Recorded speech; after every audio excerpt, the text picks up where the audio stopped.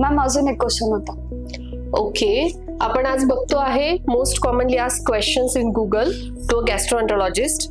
आणि हा प्रश्न आहे की how do I know if I have a food intolerance versus allergy. म्हणजे मला फूड इंटॉलरन्स होतोय की ॲलर्जी होतीये. सी, फूड इंटॉलरन्स म्हणजे तुम्हाला तो पदार्थ सहन होत नाहीये तुमच्या डायजेस्टिव्ह सिस्टमला, वेरॅज ॲलर्जी म्हणजे की तुम्ही सेन्सिटिव्ह आहात त्या फूड पार्टिकलसाठी, ज्याच्यामुळे तुम्हाला इमिजिएट रिॲक्शन्स येते. जेव्हा तुम्हाला ॲलर्जी असते तेव्हा तुम्हाला वेगवेगळ्या प्रकारची लक्षणं दिसतात, जसं की खूप पोटात दुखणं, उलट्या होणं, किंवा कधी कधी शरीरावर रॅश येते, कधी कधी श्वास घ्यायला देखील त्रास होऊ शकतो. सो ते इमिजिएट आणि अॅक्यूट रिॲक्शन येते, ज्याच्यावरती तुम्हाला काहीतरी इमिजिएट स्टेप घेणं गरजेचं असतं.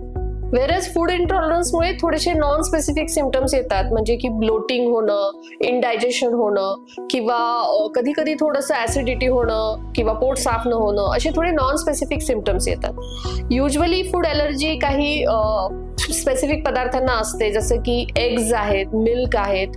Food allergies are more common in younger age group, म्हणजे लहान मुलांमध्ये जास्त दिसतात, वेरॅज अडल्ट्समध्ये फूड इंटॉलरन्स जास्त कॉमनली दिसतो. Lactose intolerance is very very common. Gluten बद्दल आपण ऐकलं आहे, gluten intolerance is also again common. या दोन्ही याच्यावरती खूप चांगली ट्रीटमेंट अवेलेबल असते, परंतु योग्य ते निदान होणं गरजेचं आहे. If it is treated properly then it is curable, आणि मग त्याच्यावरती खूप चांगले तुम्हाला रिझल्ट्स पण मिळू शकतात. तर नक्कीच तुमच्या गॅस्ट्रोएंटरोलॉजिस्टला भेटा.